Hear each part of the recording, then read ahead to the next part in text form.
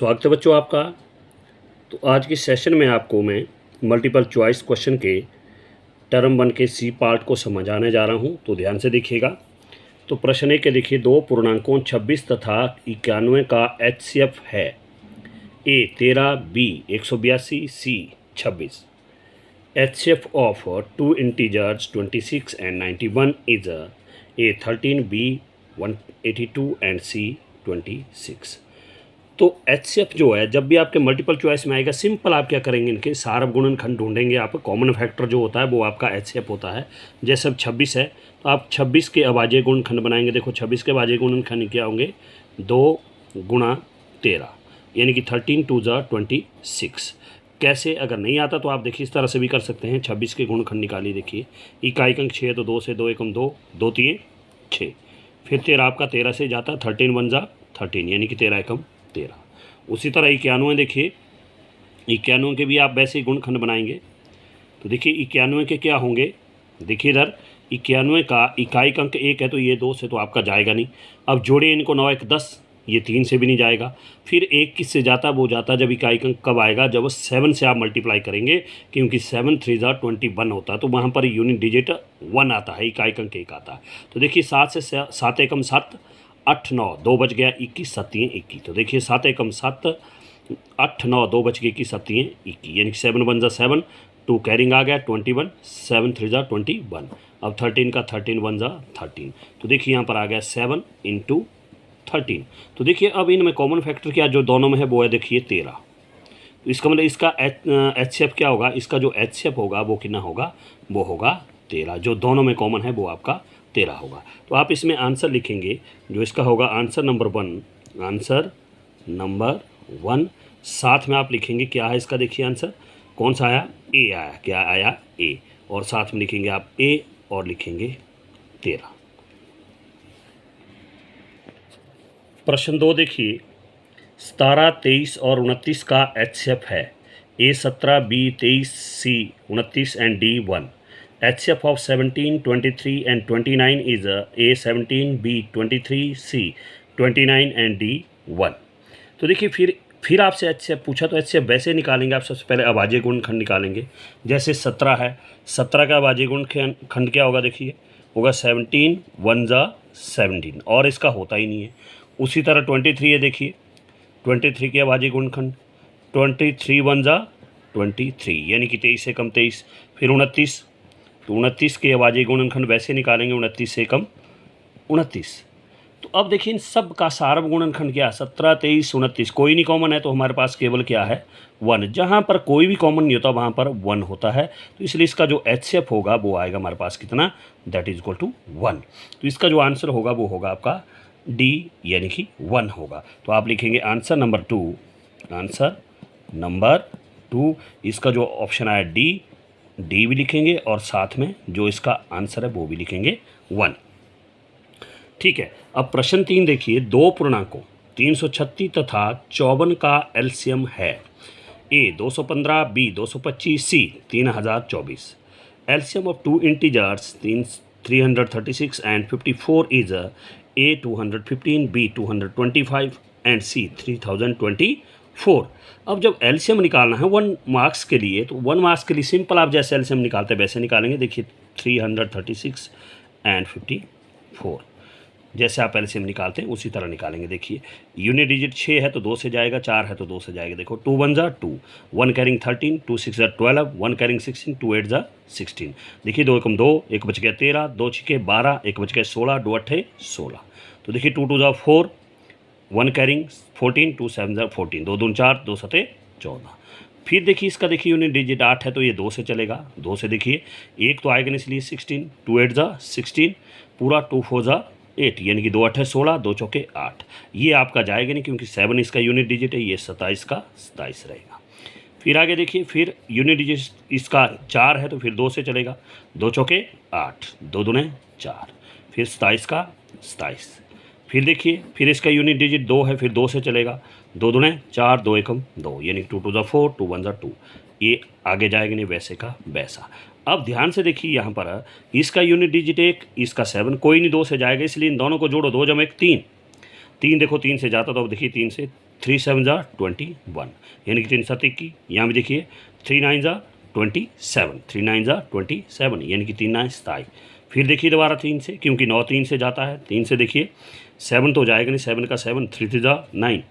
फिर आपका ये 3 से जाएगा, देखिए 3, तो 3 1 जा 3। अब 7 जो बच गया वो जाएगा आपका 7 से, 7 बन जा 7, और ये खत्म।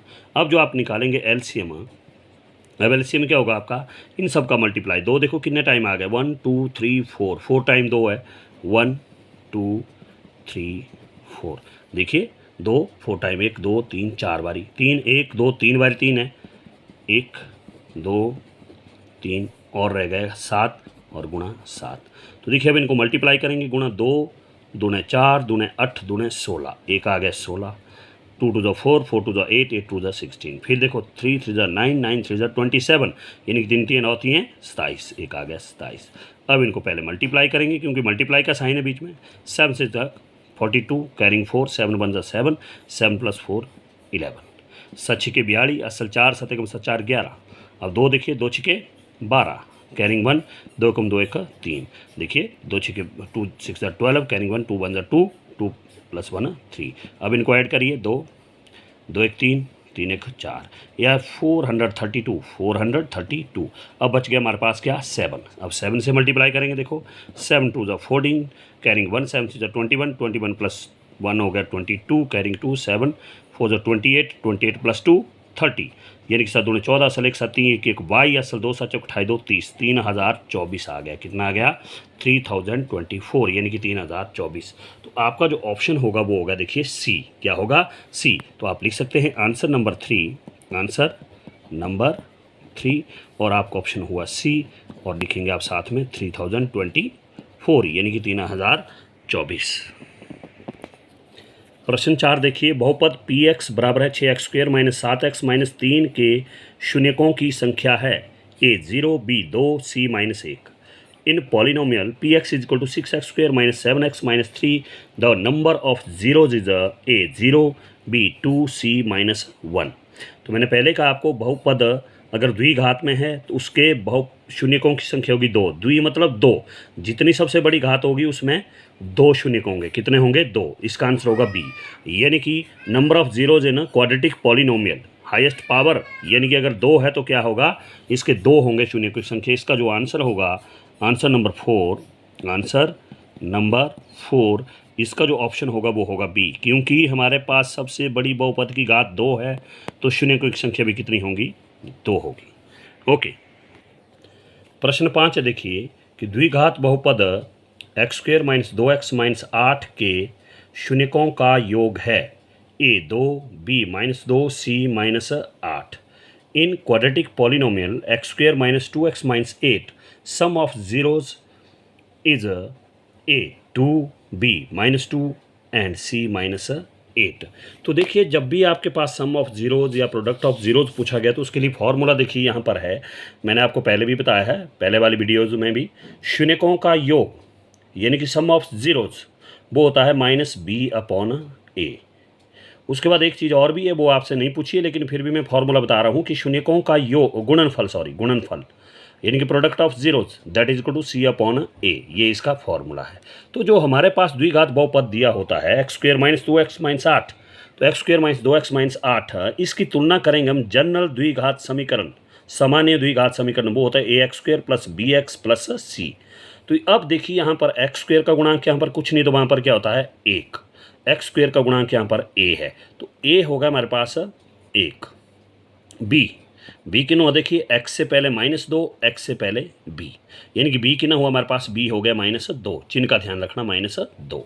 और c देखिए कितना है -8, c बराबर है -8। अब आपने फॉर्मूला देखिए यहाँ पर कहा है कि शून्यकों का योग that is equal to -b/a, क्या है वो, -b/a। तो देखिए माइनस का तो बी देखिए क्या है, बी इज ऑल्सो नेगेटिव, ये भी माइनस का, तो इसलिए कहाँ रखेंगे इसको, ब्रैकेट में -2, क्योंकि 2 चिन्ह हम इकट्ठे नहीं लगाते हैं। और अपॉन ए देखिए कि ना हमारे पास 1, तो यहाँ पर आएगा 1। अब आपने ये ब्रैकेट खोलना है, देखिए माइनस के हो गया प्लस, 2, प्लस लिखने की ज़रूरत नहीं और अपॉन में 1 लिखने की ज़रूरत नहीं। 1 के सिवा कोई और डिजिट आता तो उसको आपने लिखना है। तो आपका आंसर होगा 2। क्या होगा? 2। तो आपका जो आंसर होगा वो होगा 2। तो आप लिखेंगे आंसर नंबर 5। आंसर नंबर 5 इसका जो ऑप्शन होगा वो होगा A and that is equal to 2। Clear. अब अगला जो प्रश्न है देखिए, प्रश्न 6 देखिए, द्विघात बहुपद x² - 4 के शून्यांक हैं a +2, -2, b √2, -√2, c 4, -4। अब इसके शून्यक हैं यानी कि quadratic polynomial x² - 4 zeros are, इसके zeros a +2, -2, b √2, -√2 and c 4, -4। अब इसमें से कौन सा होगा? देखिए बात की है शून्यक यानी कि x² - 4 के शून्यक, इसके कहा शून्यक ज्ञात करने को, तो हम इसको मानेंगे किसके बराबर? शून्य के बराबर। देखिए यहाँ पर कहा है जीरोज, तो हम इसको किसके बराबर पुट करेंगे? जीरोज के बराबर। अब 0 के बराबर पुट किया तो हमारे पास चर देखिए यानी कि वेरिएबल ओनली x है, बाकी कांस्टेंट है। तो इसलिए हमने x की वैल्यू फाइंड आउट करनी, तो x को रहने देंगे हम, यहाँ x² रह गया, यहाँ ये -4 है तो पर जाकर हो गया +4। 0 को प्लस करने, 0 को लिखने की ज़रूरत नहीं क्योंकि 0 में 4 प्लस करेंगे तो 4 ही आएगा। अब हमने निकालनी ओनली x की वैल्यू, तो x इज इक्वल टू, जब 2 है तो 2 मूल बनते, एक प्लस का एक माइनस का और 4 का 4 और इसका स्क्वायर का जो क्या बनता पर जाके स्क्वायर रूट यानी कि अंडर रूट। इसकी घात उल्टी हो जाएगी, 1/2, 1/2 घात जिसकी होती है उसका मतलब होता है अंडर लगाएंगे आप उसमें। ठीक है। अब x is equal two plus minus, अब आप इसके गुणनखंड बनाते हैं, 2 दूने 4, तो ये आ गया, जोड़ा बन गया, पेयर बन गया, तो उसके बदले केवल एक बाहर आता है, ओनली 2 आएगा। अब आप पहले प्लस वाला भी लिख सकते हैं, वो आपकी मर्जी है। आंसर में देखिए क्या +2 -2, यस प्लस पहले दिया तो आप लिख सकते हैं x इज इक्वल टू पहले +2 और दूसरा आएगा -2। तो आपका ऑप्शन जो होगा वो होगा आपका ए। क्या होगा? ए। तो आंसर नंबर 6, आंसर नंबर 6 इसका आएगा ए ऑप्शन और वो होगा +2, -2। प्रश्न 7 देखिए, रैखिक समीकरण युग्म में यदि a1/a2 बराबर नहीं b1/b2 तो समीकरण का हल होगा a केवल एक, b अनंत रूप से अनेक, c कोई हल नहीं। In a pair of linear equations if a1/a2 does not is equal to b1/b2 then solution of equations will be A only one, B infinite many and C no solution। तो इसके लिए मैंने आपको formula बताया, देखिए यहाँ पर मैंने आपको पहले भी बताया है, if a1/a2 does not is equal to b1/b2, वही बात की, देखो a1/a2 does not is equal to b1/b2। तो इसमें क्या होता है हमारे पास? इसमें होता देखिए केवल एक हल यानी कि एक अद्वितीय हल भी कहते हैं उसको, यानी कि ओनली वन सॉल्यूशन। तो इसको होगा केवल एक हल। तो answer number 7, answer number 7 Hindi में लिखेंगे आप ए यानी कि केवल एक, केवल एक। देखिए ए है इसका, ए केवल एक। ओके, इंग्लिश में भी लिखेंगे आप आंसर नंबर 7 ए यानी कि ओनली वन, ओनली वन। ये फॉर्मूले के अनुसार चलेंगे आप। ओके। अब प्रश्न 8 देखिए, प्रश्न 8 है हमारे पास, रैखिक समीकरण युग्म 5x = 2y = 16 और 7x - 4y = 2 का हल है। फिर कहा है ए अद्वितीय, बी कोई हल नहीं, सी अपरिमित अनेक हल। In pair of linear equations 5x + 2y = 16 and 7x - 4y = 2 the solution of equation is A unique, B no solution and C infinite many. तो सबसे पहले हम अब इन समीकरण जो हमारे पास दिए हैं, 5x = 2y = 16 और 7x - 4y = 2, इनकी तुलना करेंगे हम a1x b1y + c1 के साथ। तो सबसे पहले देखिए, जैसे 5x + 2y = 16 लिखा है, इसमें सबसे पहले आपने कांस्टेंट टर्म भी बाईं साइड लानी। जैसे 5x का 5x = 2y का 2y, ये +16 इधर है तो इधर आकर होगा देखिए -16 और बराबर है 0। अब जो हमारे पास है रैखिक समीकरण बना, इसकी तुलना करेंगे हम a1x + b1y + c1 = 0। इसके साथ। तो यहाँ पर देखिए A1 कितना है, A1 यहाँ पर कितना आ गया 5, x से पहले 5, x से पहले A1, यानी कि A1 कितना हो गया आपका 5, A1 हो गया 5। उसी तरह B1 देखिए किसके बराबर हुआ, B1 हो गया 2, B1 हो गया 2। उसी तरह C1 कितना हुआ आपके पास देखिए -16, C1 कितना आ गया -16। और उसी तरह जो दूसरा समीकरण दिया है 7x - 4y = 2, तो इसको भी हम कैसे करेंगे, 7x - 4y = 2, इसमें भी जो कांस्टेंट टर्म 2 है इसको भी हम बाईं साइड लाएंगे। देखिए 7x का 7x - 4y का -4y, ये +2 है तो इधर आके हो गया देखिए -2 और बराबर हो गया यहाँ पर 0। उसी तरह अब यहाँ पर देखिए A2 कितना हुआ, A2 देखिए A2 कितना हुआ, A2 हो गया देखिए 7, कितना हो गया 7। और B2 कितना हुआ देखिए, B2 हो गया देखिए -4, y से पहले -4, y से पहले B2, यानी कि B2 हो गया -4। एंड C2 कितना हुआ देखिए, C2 आ गया -2। ओके, अब निकालेंगे हम A1/A2। A1 देखिए कितना आ गया मेरे पास, A1 आ गया 5 और A2 7, यानी कि हो गया 5/7। कटता काटिए, नहीं तो छोड़िए, नहीं कटेगा। उसी तरह B1/B2, B1 देखिए कितना है, B1 है 2 और B2 देखिए कितना है -4। B1 है देखिए 2, B2 है -4, तो काटिए नहीं को, 2 एकम 2, 2 दूने 4, तो ये आया हमारे पास देखिए कितना -1/2। माइनस हम बीच में लिख सकते हैं, नीचे भी रख सकते हैं, लेकिन हम बीच में लिखेंगे।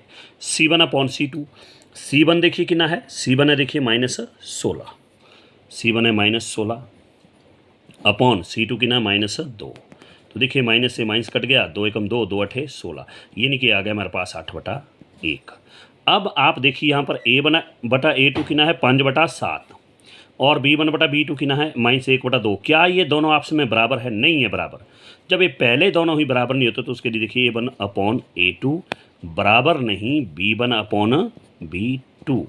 जब ये दोनों बराबर नहीं होते तो हमसे पूछा देखिए कौन सा हल होगा, इसमें होता है अद्वितीय हल। क्या होता है? अद्वितीय हल। देखिए फॉर्मूले में जब A1/A2 बराबर नहीं B1/B2 तो उसमें क्या होता है हमारे पास केवल एक हल या अद्वितीय हल, जिसको ओनली वन सॉल्यूशन या आप यूनिक सॉल्यूशन भी कहते हैं। तो इसलिए हमारे पास क्या होगा, केवल अद्वितीय हल। आंसर नंबर 8 केवल एक हल या अद्वितीय भी कहते हैं हम, इसको लिखेंगे हम ए हिंदी में अद्वितीय। क्या लिखेंगे?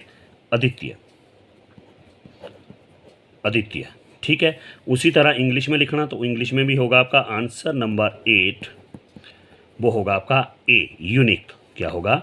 ए और साथ में लिखेंगे आप यूनिक।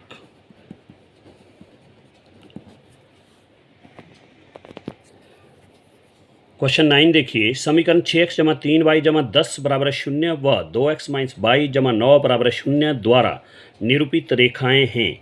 ए प्रतिच्छेदी, बी समांतर, सी संपाती। Equation 6x + 3y + 10 = 0 and 2x - y + 9 = 0 representing lines are A intersecting, B parallel, C coincident। इसके लिए भी वही प्रतिच्छेदी रेखाएं, वही फार्मूला A1/A2, B1/B2, C1/C2 निकालेंगे। फिर उसी तरह जैसे समीकरण दिया पहला 6x = 3y = 10 = 0, 6x = 3y = 10 = 0, इसकी तुलना करेंगे हम किसके साथ? A1x + B1y + C1 = 0 के साथ। तो यहाँ पर देखिए A1 कितना होगा, A1 कितना हो गया देखिए 6, कितना हो गया 6 6। B1 कितना हो देखिए, B1 हो गया 3, कितना हो गया 3। और C1 देखिए कितना हो गया, C1 हो गया 10 यानी कि 10। उसी तरह जो दूसरा समीकरण है 2x - y = 9 = 0, तो वही 2x - y = 9 बराबर है 0। इसकी तुलना करेंगे हम जो दूसरा समीकरण है A2x + B2y + C2 = 0। तो यहाँ पर देखिए A2 कितना हो गया, A2 हो गया हमारे पास 2 और B2 देखिए B2 कितना है, y से पहले यहाँ पर कुछ नहीं तो वो होगा 1, यानी कि -1, चिन्ह का ध्यान रखना -1। देखिए ना B2 यहाँ पर y से पहले B2, y से पहले कुछ नहीं तो 1 -1। एंड C2 देखिए कितना हो गया, C2 हो गया आपका 9। ओके, उसके बाद वैसे ही निकालेंगे फिर वैसे ही A1/A2, A1 देखिए कितना हमारे पास, A1 है 6 अपॉन A2 कितना है 2। अब आप इसको काट भी सकते हैं, 2 1 = 2, 2 3 = 6, that is equal to only 3/1 लिखने की ज़रूरत नहीं। उसी तरह B1/B2, तो B1 देखिए कितना है, B1 कितना देखो हमारे पास, B1 है हमारे पास 3 B1 3 अपॉन B2 हमारे पास कितना देखिए -1 कितना है -1 तो इसको लिखेंगे हम only -3 and C1 upon C2 C1 देखिए कितना है C1 है हमारे पास देखिए 10 और C2 है 9 यानी कि 10/9। तो अब तुलना फिर देखिए A1 अपॉन A2 कितना आ गया 3, B1 अपॉन B2 कितना आ गया -3। अब ये पहले दोनों ही बराबर नहीं है, अंकों के आधार पर तो ये बराबर है 3, लेकिन चिन्हों के आधार पर ये बराबर नहीं है। तो आपका सिंपल होगा क्या कि A1 अपॉन A2 बराबर नहीं B1 अपॉन B2, क्योंकि चिन्ह के आधार पर बराबर नहीं है, 3 - 3 के बराबर नहीं है। तो इसलिए फिर वही चीज़ यहाँ पर A1 upon A2 does not equal to B1 upon B2, वही formula A1 upon A2 does not equal to B1 upon B2। ये बोला है प्रतिच्छेदी करती हुई रेखाएं हैं या समांतर है या समपाती है। तो देखिए कैसी होती है वो प्रतिच्छेदी करती हुई रेखाएं होती है, यानी कि प्रतिच्छेद करती हुई रेखाएं, यानी कि वो होगी प्रतिच्छेद। हिंदी में लिखेंगे तो आप आंसर नंबर 9 आप लिखेंगे प्रतिच्छेदी। ए ऑप्शन में लिखना है प्रतिच्छेदी। और इंग्लिश में देखिए क्या बोलते हैं हम इसको इंटरसेक्टिंग। इसका होगा आंसर नंबर 9 और लिखेंगे आप ए और साथ में लिखेंगे intersecting.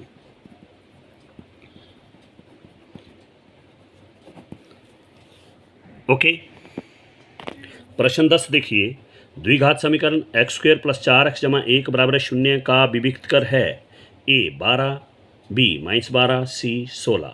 Quadratic equation x² + 4x + 1 = 0 has discriminant A 12, B -12 and C 16। अब जो डिस्क्रिमिनेंट निकालना, देखिए डिस्क्रिमिनेंट विविक्त कर जिसको कहते हैं वो होता है D = B² - 4AC। ये होता है हमारे पास इसका फॉर्मूला। अब जो हमारे पास द्विघात समीकरण है वहाँ से हम ABC निकालते हैं। देखिए x² + 4x + 1, ये देखिए x² + 4x + 1 = 0, ये दिया हमारे पास। तो इसकी तुलना जो करते हैं वो करते हैं हम जनरल द्विघात समीकरण के साथ ax² + bx + c = 0 इसके साथ। तो यहाँ पर देखिए सबसे पहले हमने a निकालना। a क्या है, x² से पहले a कुछ नहीं तो वहाँ पर उसका गुणांक 1 होता है।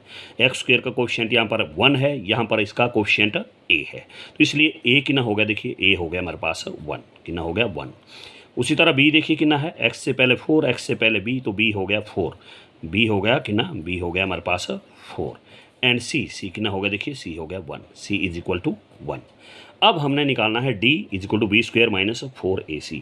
Now put the value B कितना है, देखिए 4 इसका स्क्वायर -4 इंटू A कितना, देखिए A है 1, A कितना है 1 इंटू C कितना, देखिए C भी कितना है 1। तो देखिए 4 का स्क्वायर कितना होगा, 4 चौके 16 -4 एकम 4 4 एकम 4। तो यहाँ पर ध्यान से देखिए 16 आपका प्लस का है, 4 आपका माइनस का है, तो 16 में 4 घटे आ गए 12, प्लस का चिन्ह बड़ा तो प्लस लिखने की ज़रूरत होती नहीं है, अगर लिखा होगा तो लिखेंगे, नहीं तो हम लिखेंगे ओनली 12। क्या लिखेंगे 12, क्या आ गया इसका आंसर 12। तो आपका जो ऑप्शन होगा ए होगा, यानी कि answer number 10 that is option A and 12 rough काम करके होगा। ओके, क्वेश्चन 11 देखिए, विविक्त कर D = खाली स्थान -4AC, A C² B x² C B²। Discriminant D = blank -4AC, A C² B x² and C B²। तो देखिए D अभी मैंने पहले प्रश्न में समझाया, देखिए D = क्या होता है, B² - 4AC। इसका मतलब इस खाली स्थान की जगह क्या आएगा हमारे पास, B², क्या आएगा B², क्या आएगा B²। आप लिखेंगे सी ऑप्शन, क्या लिखेंगे सी ऑप्शन। आंसर नंबर 11 आप लिखेंगे सी और आप लिखेंगे B²। कई क्या करते पूरा लिख देते B² - 4AC। ये भैया आपने यहाँ पर ब्लैंक नहीं भरना, आपने चूज करके लिखना है, जो यहाँ पर आएगा वो लिखना। जैसे B² आएगा यहाँ तो ओनली B² लिखेंगे आप, -4AC नहीं लिखेंगे, फिर आपका ऑप्शन ही नहीं है तो वो आपका गलत हो जाएगा। इसलिए B² के लाएगा तो यहाँ पर B² लिखेंगे आप। ओके, अब क्वेश्चन 12 देखिए, द्विघात समीकरण ax² + bx + c = 0 के मूल बराबर हैं यदि a B² - 4AC < 0, b B² - 4AC = 0 and c B² - 4AC < 0। Quadratic equation ax² + bx + c = 0 has equal roots if a b² - 4ac less than 0, b b² - 4ac = 0 and c b² - 4ac greater than 0। तो देखिए बात की है मूल बराबर हैं। मूल बराबर तब होते हैं जब ये b² - 4ac किसके बराबर हो, 0 के बराबर हो। किसके बराबर हो, 0 के बराबर। तो आप लिखेंगे सिंपल इसमें आंसर नंबर 12 आप लिखेंगे इसमें बी ऑप्शन क्या होगा, बी। तो ये होगा आपका b² - 4ac b² - 4ac = 0। क्यों, मूल बराबर तभी होते जब इसके b² - 4ac किसके बराबर हो, 0 के बराबर हो। Roots are equal when b² - 4ac = 0, यानी कि d = 0 हो आपका, विविक्त कर 0 हो। तो ये विविक्त कर ही है आपका। और इसमें जो आपके मूल वास्तविक होते हैं, परंतु वो एक प्लस का एक माइनस का अलग अलग होते हैं। इसमें मूल आपके वास्तविक नहीं होते हैं। अब प्रश्न 13 देखिए, AP 3 1 -1 -3 सो ऑन का सार्व अंतर D है। A 3 B 2 C -2। AP 3, 1 -1 -3 so on has common difference D। A 3 B 2 and C -2। तो देखिए AP दी है, AP है हमारे पास, देखिए क्या दिया हुआ है AP जो दिया देखो 3 1 -1 3, ये दिए 3 1 -1 और -3 एंड सो ऑन। तो अब देखिए ये जो है, ये जब सार्वंतर निकालना तो पहला पद दूसरा पद आपको चाहिए। तो ये पहला पद होता है, यानी कि जिसको हम फर्स्ट टर्म A1 या AB लिखते हैं, वो है, देखिए हमारे पास कितना है 3। ये दूसरा पद होगा, यानी कि A2, वो है हमारे पास 1। अब आपने निकालना है सार्व अंतर। क्या निकालना है, सार्व अंतर, जिसको लिखते हैं हम कॉमन डिफरेंस। इंग्लिश में क्या लिखते हैं, कॉमन डिफरेंस।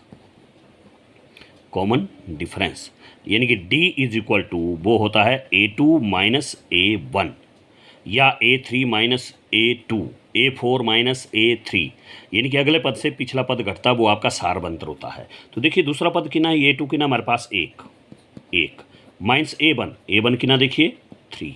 तो अब ध्यान से देखिए 3 किस चीज़ का, देखिए माइनस का, 1 किस चीज़ का, कुछ नहीं, तो यहाँ पर प्लस होगा। एक अंक माइनस का, एक प्लस का, तो घटेगा। देखिए 3 में घटे 2, चिन्ह माइनस का बढ़ा तो -2, तो इसका आ गया -2। अगर चिन्ह नहीं लगाएंगे तो आपका गलत होगा, इसलिए इसका आंसर आ गया -2। तो आपका ऑप्शन होगा सी। क्या होगा, सी, यानी कि आंसर नंबर 13। तो आप लिखेंगे सी और साथ में लिखेंगे -2। ओके, अब उसके बाद क्वेश्चन 14 देखिए, AP 2, 5/2, 3, 7/2 सो ऑन का पांचवा पद है। A 5/4, B 5/3, C 4। The fifth term of AP 2, 5/2, 3, 7/2 so on is A 5/4, B 5/3 and C 4। देखिए आपसे पूछा पांचवा पद, तो देखिए हमारे पास AP दिए 2, जो हमारे पास AP दी है, AP दिए देखिए क्या दी है 2, 5/2, 3, 7/2, सो ऑन। तो उसी तरह जब भी AP दिए तो ये फर्स्ट टर्म, ये सेकंड टर्म, यानी कि पहला पद A1, यानी कि जिसको आप A भी लिखते हैं, वो हो गया हमारे पास 2। फिर उसके बाद ये है दूसरा पद, यानी कि A2, that is equal to वो है 5/2। क्या है, 5/2। अब जब आपने पांचवा पद निकालना है, फिफ्थ टर्म, देखिए फिफ्थ टर्म का फॉर्मूला क्या होगा, A5 that is equal to A + 4D। तो देखिए इसके लिए क्या चाहिए आपको, A भी चाहिए, A तो हमारे पास है दिया हुआ, हमारे पास क्या नहीं है, D। क्या नहीं है, D, यानी कि आपने सार्व अंतर निकालना है D। क्या निकालना है, D सार्व अंतर। वो क्या होता है, A2 - A1। सार्व अंतर का formula A2 - A1, common difference का फॉर्मूला A2 - A1। अब हमने वैल्यू पुट करनी, देखो A2 की ना देखिए 5/2 -A1 की ना है 2। तो अब आप ध्यान से देखिए 5/2 क्या है, रेशनल नंबर है, परिमेय संख्या है 5/2, और यहाँ पर इसके अपॉन में कितना होगा, यहाँ पर कितना होगा 1 होगा। क्योंकि जब भी आपके पास रेशनल नंबर के बीच में प्लस और माइनस आता है तो सबसे पहले आप एलसीएम लेते हैं, किन का, डिनोमिनेटर का। 2 और 1 का एलसीएम कितना आएगा, 2 और 1 का लघुत्तम 2 ही आएगा। कितना आएगा, 2। अब पहला रेशनल नंबर देखिए 5/2 है, पहली भिन्न 5/2 है, इसका देखो 2 हर में है और 2 ही इसका लघुत्तम है, तो कुछ करने की जरूरत नहीं, आप सिंपल 5 लिखेंगे यहाँ पर, ओनली 5, इसका अंश वही आएगा। माइनस, अब अगली जो भिन्न है यहाँ पर है देखिए 2/1, अब इसका हर एक है, इसका लघुत्तम कितना है 2। तो आपको हर में बराबर करना है, 1 का 2 बनाना है। तो क्या करेंगे आप, 1 का 2 कब बनेगा, देखो हर में जब आप इस 1 को 2 से गुणा करेंगे, 1 दूने 2 यानी कि 1 2 = 2। तो उसी तरह अगर नीचे 2 से करें तो ऊपर भी आप 2 से मल्टीप्लाई करेंगे, 2 2 = 4। तो इसलिए आपके ऊपर क्या आएगा यहाँ पर 4, जबकि यहाँ पर 2 है। देखिए 1 को 1 दूने 2 2 2 दूने 4, जो मैंने यहाँ पर भी बताया, तो ये आ गया 4। अब देखिए आगे 5 से पहले क्या चिन्ह है, प्लस, और 4 से पहले क्या है, माइनस। एक प्लस का एक माइनस का घटेगा, आ गया 1। प्लस का चिन्ह बढ़ा तो प्लस लिखने की ज़रूरत नहीं, 1 और बट्टे में 2 आया तो लिख दिया 2। अब देखो डी भी आ गया, ए भी आ गया। अब इन्होंने कहा है पाँचवां पद, यानी कि पाँचवां पद, पाँचवां पद जिसको हम फिफ्थ टर्म इंग्लिश में कहते हैं, फिफ्थ टर्म लिखा, देखो फिफ्थ टर्म, फिफ्थ टर्म जिसको हम लिखेंगे फॉर्मूले के अनुसार A5 that is equal to A + 4D। तो देखिए ए कितना, देखिए ए है हमारे पास 2 प्लस 4 का 4, अब बीच में क्या साइन, मल्टीप्लाई, 4D का मतलब 4 × D कितना आ गया हमारे पास, D देखिए 1/2, डी कितना आ गया 1/2। अब बॉड मास के अनुसार पहले मल्टीप्लाई करना पड़ेगा आपको। अब मल्टीप्लाई हो रहा तो मल्टीप्लाई करती बारी आप ऊपर नीचे काट सकते हैं। देखो 2 1 = 2, 2 2 = 4। कहीं गलती से काटेंगे तो गलत हो जाएगा क्योंकि बीच में प्लस है, सिर्फ आप मल्टीप्लाई में काट सकते हैं। 2 1 = 2, 2 2 = 4, यानी कि 2 कम 2, 2 दूने 4। तो हमारे पास बच के देखो 2 × 2 × 1, 2 एकम 2, तो 2 × 2 कितना हुआ 4। तो हमारे पास जो फिफ्थ टर्म आई वो आई 4। तो आपका जो आंसर होगा वो होगा, देखिए सी। क्या होगा, सी। तो आप लिखेंगे answer number 14, answer number 14 that is C, और आप लिखेंगे 4। ओके। प्रश्न 15 देखिए, सभी वर्ग खाली स्थान होते हैं। ए समरूप, बी सर्वांग सम, सी बराबर। All squares are blank, A similar, B congruent and C equal. तो सभी वर्ग जो है क्या होते हैं, समरूप होते हैं। कैसे होते हैं वो, समरूप। तो इसलिए आप इसका आंसर जो लिखेंगे, आंसर नंबर 15, आंसर नंबर 15, तो आप लिखेंगे इसका क्या, ए, और लिखेंगे साथ में समरूप। क्या लिखेंगे, समरूप। ओके, इंग्लिश में लिखना तो इंग्लिश में लिखेंगे आप आंसर नंबर 15, और लिखेंगे आप ए, सिमिलर होते हैं। क्या होते हैं, similar. All squares are similar. Okay. अब प्रश्न 16 देखिए, पाइथागोरस प्रमेय के अनुसार 3 स्क्वायर जमा खाली स्थान बराबर है 5 square. A 4 square, B 1 square, C 2 square.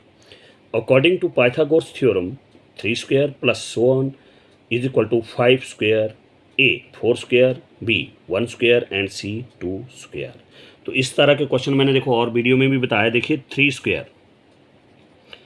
Square plus खाली स्थान है तो इसमें भी लिखेंगे हम एक्स स्क्वायर, क्योंकि बाकी हमारे पास एक्स स्क्वायर में दिए हैं, तो यहाँ खाली स्थान की जगह हम एक्स स्क्वायर लिखेंगे, इज इक्वल टू 5 स्क्वायर। अब देखिए स्क्वायर है तो 3 का स्क्वायर कितना होगा, 3 3 9, यानी कि 3 3 = 9, प्लस एक्स स्क्वायर का X square is equal to 5 का स्क्वायर 5 5 = 25, यानी कि 5 5 = 25। अब हमने एक्स की वैल्यू निकालनी है, चर है तो एक्स रहने देंगे। यहाँ X square is equal to 25 का 25, ये कांस्टेंट टर्म में प्लस है तो पर जाके हो जाएगा -9, क्योंकि इससे पहले प्लस का चिन्ह पर जाके माइनस। तो X square is equal to, तो देखिए 25 प्लस का है, 9 आपका माइनस का है, ठीक है। अब क्या होगा, माइनस, यहाँ से कैरिंग गई 15, 15 से 9 लेस किया 6, और यहाँ रह गया 1 1, साइन आएगा देखो प्लस का, यानी कि हासिल गई 15, 15 में 9 घटे 6, यहाँ रह गया 1 16, ये आ गया 16। तो अब यहाँ बात की है स्क्वायर, तो यहाँ भी आप ढूंढेंगे किसका स्क्वायर है, क्योंकि हमारे पास आंसर स्क्वायर में दिया है, 16 नहीं दिया, तो इसलिए हम इसका स्क्वायर ढूंढेंगे। तो 1 एकम 1, 2 दूने 4, 3 3 9, 4 चौके 16, तो ये आ गया 4 का स्क्वायर। 1 1 = 1, 2 2 = 4, 3 3 = 9, 4 4 = 16, यानी कि S 4 का स्क्वायर, क्योंकि आंसर स्क्वायर में दिया है तो इसलिए ए होगा आपका option answer number 16, answer number 16। तो वो होगा आपका ए, यानी कि 4 स्क्वायर। अब ब्रैकेट में दिया आंसर तो आप ब्रैकेट में लिखेंगे 4 स्क्वायर, इस तरह से 4 स्क्वायर। प्रश्न 17 देखिए, पाइथागोरस प्रमेय के अनुसार 5 स्क्वायर जमा 12 स्क्वायर बराबर है खाली स्थान। A 13 square, B 14 square, C 17 square. According to Pythagoras theorem 5 square plus 12 square is equal to blank. A 13 square, B 14 square and C 17 square. फिर वैसा ही क्वेश्चन देखिए हमारे पास क्या दिया, 5 स्क्वायर जमा 12 स्क्वायर। तो आप ऐसे लिखेंगे 5 स्क्वायर जमा 12 स्क्वायर बराबर है, अब खाली स्थान दिया था, खाली स्थान की जगह लिखेंगे हम एक्स स्क्वायर। ठीक है, 5 का स्क्वायर 5 पंजे 25 यानी कि 5 5 25। अब 12 स्क्वायर, 12 को 2 टाइम 12 12 जो होता है 144 यानी कि 12 12 144। नहीं आता जिनको तो आप इस तरह साइड में करिए, इस तरह रफ में देखिए, 2 2 4 2 1 2 1 2 2 1 1 1 करिए प्लस 144 यानी कि 144। ठीक है, is equal to X square का एक्स स्क्वायर। अब देखो ये चर एक अपनी साइड है, दाईं साइड है अकेला, बाकी ये प्लस के हैं दोनों, इनको आप प्लस कर सकते हैं। देखो 144 और 25 करिए इनको प्लस, देखो 5 4 9 4 2 6 1, ये आ गया 169 is equal to X square. अब आंसर हमारे पास स्क्वायर में है तो यहाँ पर ये जो होता है 13 का स्क्वायर।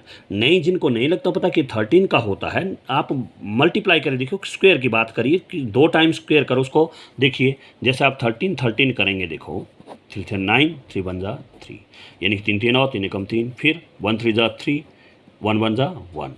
देखिए 1 3 3 और 1 एकम 1। देखिए सॉरी, यहाँ पर 13 का स्क्वायर देखिए, 3 3 जा 9 3 1 जा 3। देखिए 3 3 जा 9 3 1 जा 3 यानी कि 3 3 और 3 एकम 3। अब 1 3 जा 3 एंड 1 1 जा 1। अब जोड़िए, देखिए 9 का 9 3 3 6 एंड 1। तो देखिए किसका आया, 13 का स्क्वायर आया। तो ये होगा हमारे पास किसका, 13 का square and is equal to X square. तो ये होगा 13 स्क्वायर यानी कि होगा आपका आंसर नंबर 17। आंसर नंबर 17 वो होगा ए, और साथ में लिखना है 13 स्क्वायर, 13 स्क्वायर। तो ये आपका आंसर होगा। और अगला क्वेश्चन देखिए 18, वाई अक्ष पर बिंदु के निर्देशांक हैं A 0,x, B 0,y, C y, 0। Coordinates of points on Y axis are A 0,x, B 0,y and C y, 0। तो इसके लिए मैं आपको बता चुका हूँ। देखिए ये मान लो ये आपका कार्टेशियन प्लान है, ये x है, ये आपका -x होता है, ये वर्टिकली जो लाइंस है यहाँ पर आपका +y और नीचे -y। यहाँ पर जहाँ पर ये इंटरसेक्ट करती है वो आपका ओरिजिन होता है, मूल बिंदु होता है। यहाँ पर x भी शून्य होता है, y भी शून्य, यहाँ पर होता है x भी शून्य और y भी शून्य। अब आ रही देखो y की बात है, उन्होंने कहा y अक्ष पर बिंदु के निर्देशांक। देखिए यहाँ पर y मान लो ये 1 है, ये 2 है, ये 3 है। मान लो मैं यहाँ पर ले रहा हूँ y अक्ष पर बिंदु के निर्देशांक, मान लो यहाँ पर y, यहाँ पर y कितना है 3, लेकिन x कितना इस लाइन में 0, x यहाँ पर 0 होगा, y कितना होगा 3, यानी कि x का मान हमारे पास 0 होगा, y का मान कितना होगा यहाँ पर 3। तो इसलिए यानी कि कहने का मतलब ये है कि अगर y अक्ष की बात करें तो y अक्ष में x का मान होगा 0, y का मान हम y लेंगे कुछ ना कुछ वो होगा। तो इसलिए हमारा जो आंसर होगा वो होगा बी। क्या होगा, बी 0, y। क्या होगा 0, y, क्योंकि x का मान होता है शुरू में हम x का निर्देशांक लिखेंगे वो 0 होगा, उसके बाद y। तो आंसर नंबर 18, आंसर नंबर 18 आप लिखेंगे इसमें क्या, बी, क्योंकि x का मान जो y निर्देशांक में 0 होगा, y का मान कुछ ना कुछ होगा, इसलिए आप लिखेंगे उसको y। ओके, अब प्रश्न 19 देखिए, किसी बिंदु की x अक्ष से दूरी कहलाती है खाली स्थान, ए भुज, बी कोटि, सी मूल बिंदु। Distance from x axis of A point is called blank, A abscissa, B ordinate and C origin. तो देखिए इससे पहले वीडियो में भी आपको मैंने प्रश्न बताया हुआ है। जैसे मान लो ये आपका x अक्ष है, x अक्ष है, ये दाईं साइड +x, बाईं साइड -x, ये आपका y अक्ष है, मान लिए ये +y और ये -y। यहाँ पर आपको पता है क्या होता है 0, जहाँ पर इंटरसेक्ट करते हैं ओरिजिन। अब देखिए बात की है किसी बिंदु से x अक्ष से दूरी, किसी बिंदु की x अक्ष से दूरी, ये x अक्ष है, कोई बिंदु चलो मान लो आप यहाँ ले लिया, मान लो ये बिंदु ले लिया मैंने, कोई बिंदु मान लो D है ये। अब x अक्ष कहाँ है, यहाँ पर है, इसकी दूरी, इसकी दूरी, इस अक्ष से इसकी दूरी को क्या कहेंगे आप, ये आ गया, देखो क्या आ गया, y वाली लाइन आएगी, क्योंकि y हमारा वर्टिकली है, उधर खड़ी जो है y है, तो ये आ गया हमारे पास y। तो y का जो निर्देशांक होता है वो होता है कोटि। क्या होता है? कोटि। और x का निर्देशांक होता है भुज। यहाँ पर बात की है किसी बिंदु से x अक्ष से दूरी, तो मैंने ले ली देखो d बिंदु। d बिंदु है तो x अक्ष कहाँ है? यहाँ पर, इस बिंदु की यहाँ से दूरी। तो एक कैसी लाइन आई? ये वर्टिकली आई, यानी कि उधर खड़ी, तो वो किसकी लाइन होती है? y। y में निर्देशांक क्या होता है? कोटि। तो आपका आएगा आंसर क्या होगा? b, कोटि। क्या होगा? कोटि। यानी कि answer number 19 that is b, और आप लिखेंगे कोटि। क्या लिखेंगे? कोटि। देखिए ना, ये दूरी जो है y में चलेगी तो y का निर्देशांक कोटि होता है। निकाल रहे x अक्ष से दूरी, यानी कि distance from x axis is a point is called ordinate. वो होगा b। क्या होगा? b। Answer number 19 that is option B and ordinate. क्या होगा? ऑर्डिनेट, यानी कि जिसको आप हिंदी में कोऑर्डिनेट कोटि कहते हैं। क्या कहते हैं? कोटि। अब अगला प्रश्न देखिए 20वां। p x, 0 p दिया देखो x, y, p x, y और o 0,0 के बीच की दूरी है a √x plus Y, b x² plus y² इसका under root, c x² plus y²। Distance between p x, y and o 0,0 is x plus Y under root a, b x² plus y² इसका under root, c x² plus y²। अब distance formula देखिए, p point पहले दिया है p, तो इसको लेते हैं हम x1 और y1। दूसरा o है, o है देखिए 0,0, तो ये होगा आपका x2 और y2। अब डिस्टेंस बात की p और o, यानी कि PO ये होगी डिस्टेंस। जैसे मान लो ये p है, ये o है, यानी कि PO यहाँ से यहाँ तक इसकी दूरी डिस्टेंस। PO डिस्टेंस का फॉर्मूला x2 माइनस x1 इसका square plus y2 minus y1 इसका स्क्वायर और इसका स्क्वायर रूट होता है।